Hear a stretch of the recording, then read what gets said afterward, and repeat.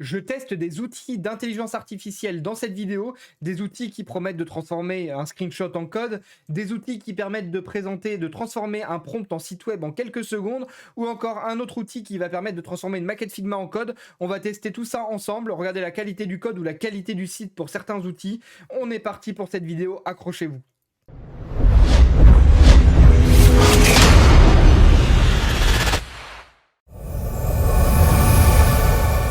On commence directement la vidéo avec framer.com qui permet de générer, comme son nom l'indique, enfin comme sa phrase l'indique en tout cas, un site et le publier en seulement quelques secondes. Et pour cela, on va tester un prompt pour tester tout ça. Et donc moi, je lui propose de créer directement, peut-être pas un portfolio parce que c'est un peu courant. On va faire un landing page to sell formation about web development. Donc une page pour présenter le développement web de formation, with pricing, contact page. Qu'est-ce qu'on pourrait rajouter d'autre? Cards with formation, JavaScript. Je sais pas si on dit une formation en anglais, JavaScript, PHP. Et on va lui dire que c'est en dark theme. Et voilà, on va juste mettre ça et on va voir ce qu'il génère juste avec ce prompt-là. Et on va tester ça. Du coup, voir si c'est plutôt pas mal ou pas.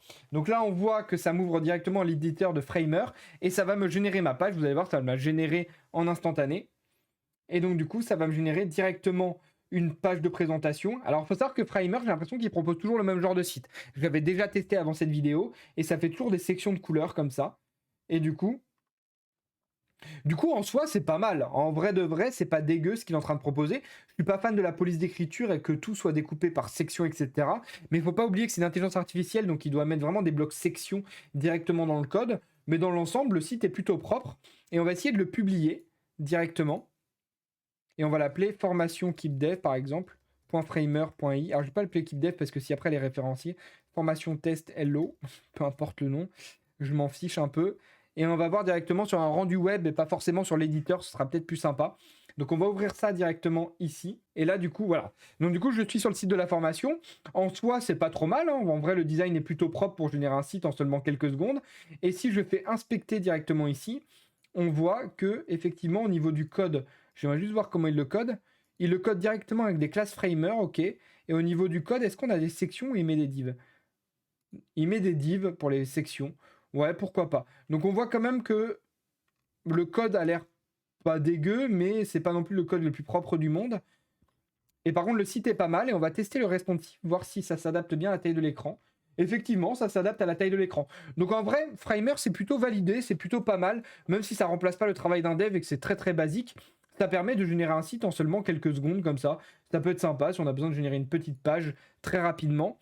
Et on voit qu'au niveau du code, il me met bien du code assez propre, du border radius, etc. Il me met les éléments flexbox. C'est pas trop dégueu non plus. Dans l'ensemble, c'est pas mal. On va passer maintenant à Screenshot to Code. Screenshot to Code qui promet de transformer n'importe quel screenshot en code. Et pour cela, j'ai préparé deux screenshots. Un screenshot directement de Stripe et un screenshot d'Airbnb. On va commencer par le screenshot de Stripe. Donc je lui passe le screenshot comme ceci. Et normalement, il devrait me générer le code. Et on va voir comment il se débrouille parce que Stripe, c'est pas évident avec le gros truc là que vous avez en deux biais. Et on va voir du coup ce que ça propose. Donc là, j'ai mis que ça devait faire du Tailwind. Donc bon, dans l'ensemble, c'est pas trop mal. Donc là, on voit que la capture d'écran, il me la génère en code, j'ai l'impression, plutôt que de me la générer directement via, via une image. Il n'a pas détecté que c'était une image, il me met tout en code. Pourquoi pas? Donc effectivement, la promesse est tenue, ça fait du code depuis un screenshot. Par contre, le screenshot n'est pas d'une qualité incroyable. On retrouve pas notre petit biseau, la couleur du texte est pas bonne, le fond de la page n'est pas bon. Ça, il n'a pas détecté que c'était des images. Donc cet outil, pour l'instant, est pas terrible, même si ça permet peut-être pour des sites un peu simples de venir générer une structure de base. On va regarder ensemble le code, voir si le code est propre. Alors au niveau du code, on se retrouve directement avec du Tailwind, hein, comme j'ai demandé. Et on se retrouve directement avec un header. Il vient me mettre les choses en flex, ok, pourquoi pas. Il vient directement me mettre, enfin pourquoi pas, c'est même bien. Il vient directement ici me...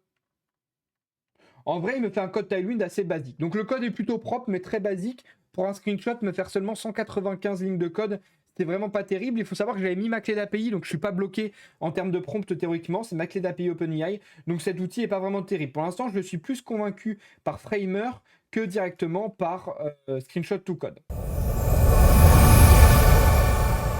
On va avoir directement le dernier outil qui s'appelle Builder.io. Builder.io qui permet directement de transformer le code Figma en code. Et donc, on va l'essayer ensemble. Donc, pour cela, on va aller directement sur une maquette Figma. Donc, je vais prendre une maquette Figma sur Figma Community. Donc, on va prendre une maquette Figma open source et on va essayer directement de la transformer en code. Donc, pour cela, ce qu'on fait, c'est qu'on vient directement sélectionner une maquette. On va chercher une maquette de type portfolio, par exemple. Hop, comme ça, on les aura en format desktop. On va prendre une maquette de portfolio, un truc assez joli. Portfolio template, là, ça m'a l'air pas mal, ça. On l'open in Figma.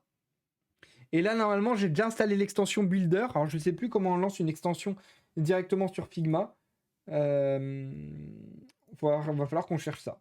Donc là, on voit qu'on est pas mal. Là, on a le design où il doit y avoir les pages. Ok. Et on a des pages très complètes. Hein. Très, très complètes. Et là, si je lui dis directement ici, plugin builder.io. Et là, normalement, voilà, ça va me générer directement un petit pop-up pour générer le code. Et on va voir un peu ce que ça donne. Alors, je ne sais plus du tout ce que ça fait. Je l'avais testé il y a quelques mois. Et c'est très, très rapide en tout cas. Et on va voir un peu ce que ça m'a donné au niveau de la génération de cette maquette avec builder.io. Alors, voyons voir ça. Et en vrai de vrai, c'est pas mal. Hein, en vrai de vrai, c'est pas mal. Je sais pas trop si ça m'a généré directement tout le code ou pas. C'est difficile à dire, là. J'ai l'impression que c'est encore la maquette, non? Ah, attendez, save. Ok, alors je sais pas exactement où on va voir le code. Ok, donc là, il m'a fait du code en React. Et en vrai de vrai, c'est pas dégueu.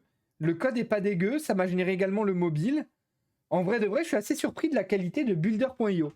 En vrai, je l'avais testé il y a quelques mois pour venir faire du code depuis une maquette. J'ai l'impression qu'ils ont bien amélioré le truc. Donc encore une fois, c'est plutôt pas mal. Ça permet de gagner du temps. Par rapport à la maquette initiale, on va regarder juste la maquette initiale. On va juste regarder par exemple une section bien particulière. On va regarder Making Complex Digital Product. Donc là, on voit qu'on a un bouton blanc avec une petite ombre, etc. J'aimerais bien voir le code qui a été généré sur ça. Du coup, on a directement ici. Et en vrai, il m'a fait le bouton comme ceci. Ok, j'aimerais voir le code de ce bouton-là. Donc le code, il est directement fait avec Tailwind. Où on a ici le composant. On a Explore ici qui est en texte orange 950, texte center, texte SM. Item stretch, MT11, PX10. En vrai de vrai, c'est pas mal. Hein. Le code, il est pas mal hein, pour du Tailwind. C'est vraiment chouette. En vrai, c'est vraiment pas mal. Ça permet de gagner du temps. Je suis pas sûr que le code soit totalement le plus propre du monde, mais en vrai, c'est vraiment bluffant. Je sais pas ce que vous en pensez. N'hésitez pas à me mettre dans les commentaires ce que vous avez pensé de cette vidéo. Et si vous avez d'autres outils que vous voulez que je teste, c'était KeepDev. Ciao.